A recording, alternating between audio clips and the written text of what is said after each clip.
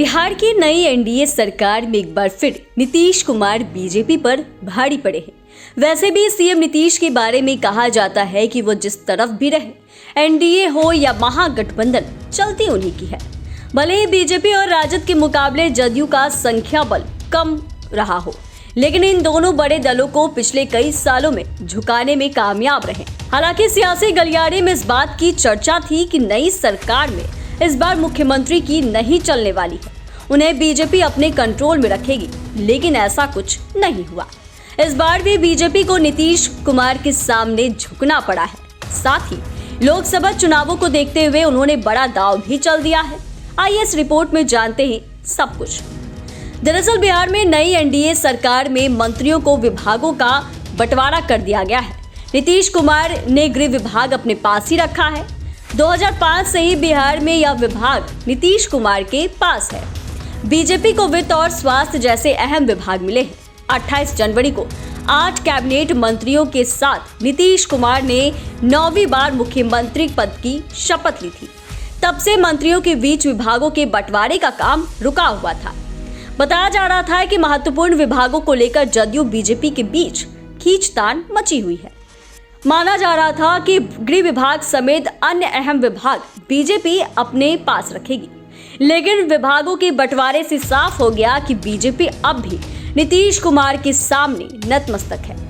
Bharatiya Janata party को पहले मुख्यमंत्री पद और फिर अहम विभागों पर मुख्यमंत्री नीतीश कुमार के साथ समझौता करना पड़ा है। मुख्यमंत्री नीतीश कुमार ने तीनों अहम विभाग गृह, सामान्य प्रशासन और इंटेलिजेंस विभाग पहले की भांति अपने पास ही रखा है। पहले गृह विभाग बीजेपी कोटे में जाने की चर्चा थी। हालांकि नीतीश कुमार अपनी बात मनवाने में कामयाब रहे। यह तीनों ही विभाग सरकार चलाने के दृष्टिकोण से सबसे अहम माने जाते हैं, क्योंकि गृह विभाग के जिम्मे लॉ एंड ऑर्डर और समस्त पुलिस पदाधिकारी आते हैं। आरजेडी की सरकार के वक्त भी गृह विभाग मुख्यमंत्री राबड़ी देवी के पास ही था, जबकि सामान्य प्रशासन विभाग का काम अधिकारियों का ट्रांसफर पोस्टिंग करना है। इससे सियासी गलियारों में इसे सबसे मलाईदार विभाग भी कहा जाता है। यह विभाग भी नीतीश कुमार लंबे वक्त से अपने पास ही रख रहे हैं। माना जाता है कि इंटेलिजेंस विभाग भी सरकार के संचालन में बड़ी भूमिका निभाता है। यह विभाग भी वह लंबे वक्त से अपने पास ही रख रहे हैं।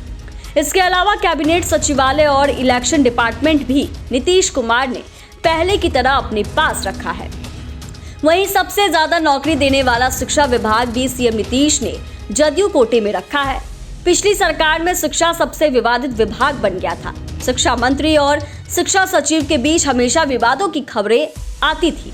सीनियर और करीबी नेता विजय चौधरी को यह विभाग दिया गया है। शिक्षा विभाग हाल के दिनों में नौकरी देने को लेकर भी सुर्खियों में रहा है। ऐसे में नीतीश कुमार के अपने पास इस विभाग को रखने के पीछे क्रेडिट की लड़ाई को भी अहम वजह माना जा रहा है। राजनीतिक जानकार बताते हैं कि लोकसभा चुनाव करीब है। ऐसे में जदयू ने इस विभाग को अपने पास रखकर बड़ा दांव चला है, क्योंकि नौकरी के मुद्दे को वह चुनाव में भुना सकती है। इस तरह माना जा रहा है कि एक बार बीजेपी पर नीतीश कुमार भारी पड़े हैं।